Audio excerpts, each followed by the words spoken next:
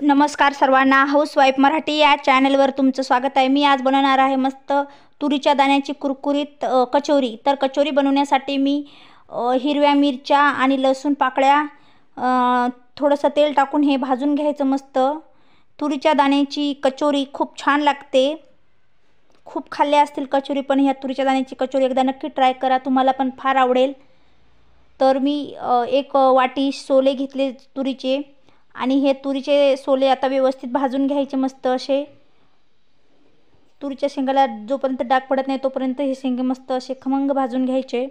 नंतर एका भांड्यामध्ये हिरवी मिरचीचा ठेचा बनवून घ्यायचा। हिरव्या मिरच्या, कोथिंबीर, लसूण पाकळ्या मिक्सरच्या भांड्यामध्ये बारीक करून घ्यायच्या। नंतर सोल्याचे भाजलेले सोले टाकून ही पेस्ट बनवून घ्यायची चटणीची।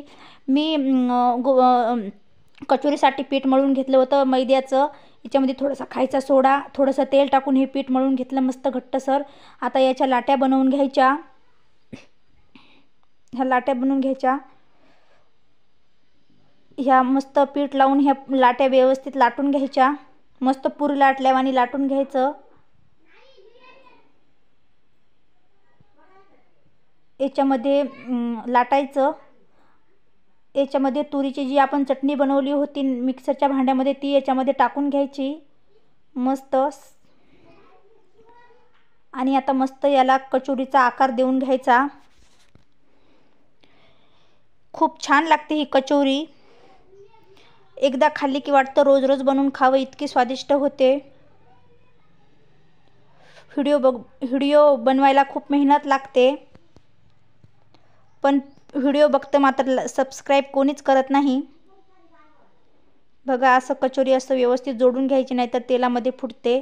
मस्त अशी जोडून घ्यायची आणि हाताने अशी दाबून घ्यायची याला अशी मस्त लगे। अशा सर्व कचोऱ्या आम्ही एक एक करून बनवून घेतल्या। आता ह्या मस्त तेलामध्ये तळून घ्यायच्या। सर्व मी कचोऱ्या बनवून घेतल्या।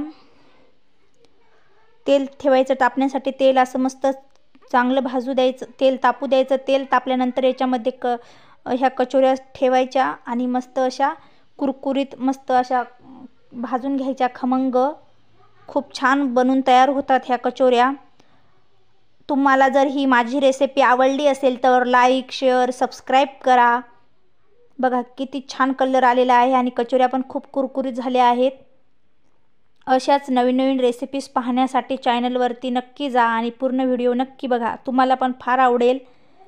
बघा किती छान कचोऱ्या झाल्या आहेत। लाईक करायला विसरू नका। बाय।